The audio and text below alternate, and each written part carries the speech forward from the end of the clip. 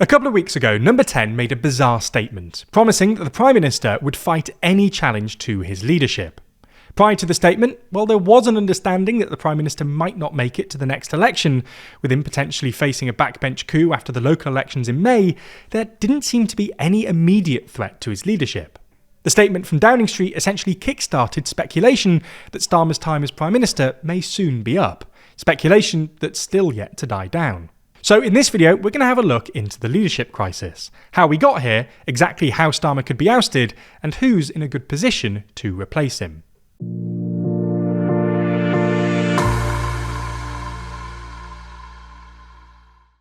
The TLDR Black Friday sale is now on. That includes our biggest ever discounts on all products, including our coffee table book, our 2025 calendars, our colouring book, posters starting at $17.99, and much more.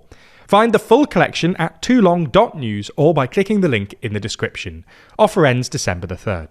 Now, in the briefing given a couple of weeks ago, suggesting that Starmer would fight any challenge, journalists were reportedly told that senior ministers, including the Health Secretary Wes Streeting, were plotting to try to topple Starmer. The media were told that any attempt to oust the Prime Minister over his declining poll ratings would be reckless and dangerous, and would destabilise the markets, international relations, and the Labour Party. Journalists reported that Number 10 had grown increasingly concerned that Wes Streeting was planning an immediate coup, and that he already had 50 backbenchers ready and willing to stand down if the budget, which is due to be announced this Wednesday, was received badly. However, for his part, Streeting denied these claims. Some, though, remain unconvinced. They believe that this has simply piled further pressure on an already embattled Prime Minister, and that the situation in the last week proves that there needs to be changes at the top. As per the Labour Party constitution, only 20% of Labour MPs, currently 81 MPs, would need to back a challenger, or challengers, for a leadership challenge to be triggered. Those that get this support, alongside the required support from local branches or unions, would make it to a ballot of the Labour Party membership. So, with this in mind, if a leadership challenge was to be triggered, who looks most likely to replace Starmer? According to the bookies, the most likely successor to Starmer is Wes Streeting. He's seen as an ambitious member of the cabinet, and has spoken about his desire to be Prime Minister for years. His main asset is his communication style, which is why he's often chosen to defend government policy on media rounds. His ability to bat off the suggestions he was on manoeuvres last week has won him praise, and, rather ironically, seems to have boosted his chances of being able to take over from Starmer. As the Health Secretary, he's not won particular praise from doctors, who were on strike again last week over pay and working conditions, but he's perceived as a safe pair of hands, with him presiding over a modest decline in the waiting list. For some, the fact he comes from the Blairite faction of the party puts him at a disadvantage in a leadership election, at a time when the Labour leadership is being attacked for trying too hard to appease reform. Coming in as the second favourite potential successor to Starmer is the former Housing Secretary and former Deputy Prime Minister Angela Rayner. Now, one of Rayner's key abilities is to essentially come across as a normal person. She comes from a working class background, she grew up on a council estate, and even as Deputy Prime Minister, she's been spotted vaping in a kayak, DJing at a rave, and smoking a cigarette at conference. This has helped her cultivate a following from the left of the Labour Party, with her only coming second to Ed Miliband in the latest cabinet ranking poll of Labour members.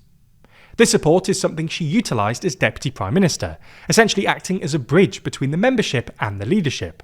She once referred to herself as John Prescott in a skirt. Theoretically then, in many ways, she's in a very strong position to challenge Starmer. The main issue with the leadership challenge now is that Rayner did only recently, in September, resign from government over a tax scandal. Even prior to this, Rayner was a controversial figure among the wider public, and this won't have helped her, given she's the least popular person on this list among the wider public. The next most likely successor to Starmer, in third place, is the Mayor of Greater Manchester, Andy Burnham. His name is often cited as a potential future Prime Minister, and has been for some years. He's widely regarded as having done a good job in his position as mayor, having been re-elected last year with 63% of the vote, and is very popular among the public. YouGov reports he's the second most popular politician in the country. Politically, Burnham sits to the left of Keir Starmer. He's called for a wealth tax and higher public investment. Clearly, this is something that Labour Party members seem to agree with as many as 54% of them, according to a recent YouGov poll, saying they'd back Burnham as leader if Starmer was to step down. Perhaps this is why, so far, the only MP to call for Starmer to go, Clive Lewis, has explicitly stated his support for Burnham. However, with all of this, there's one major caveat. Burnham is not an MP, a requirement in order to run for leader. While this doesn't make an ascendancy to Prime Minister impossible, it does make it really tricky, as he'd have to step down as mayor and win a parliamentary by-election. Going down this route would be a huge political risk, as if he were to fail at any of these hurdles, he'd be out of a job with his credibility seriously damaged. In fourth place is the new Home Secretary, Shabana Mahmood.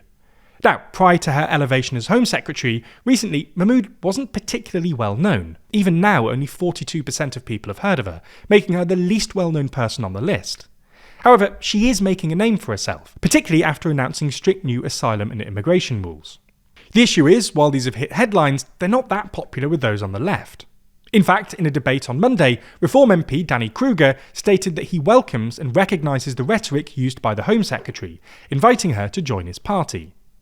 While Mahmood responded with "over my dead body," it does at least suggest that her actions as Home Secretary may not be conducive to winning a Labour leadership election. And finally, in fifth place is Ed Miliband. Now, we won't go into this too much, but it's worth pointing out that, as a result of having already led the party between 2010 and 2015, Miliband has a lot of name recognition. However, becoming leader again would be unprecedented. In fact, even being in the cabinet again, having led the party, is unprecedented. Despite this, the bookies still give him a 5% chance of becoming leader again. And why not? It's not like crazier things haven't happened in British politics.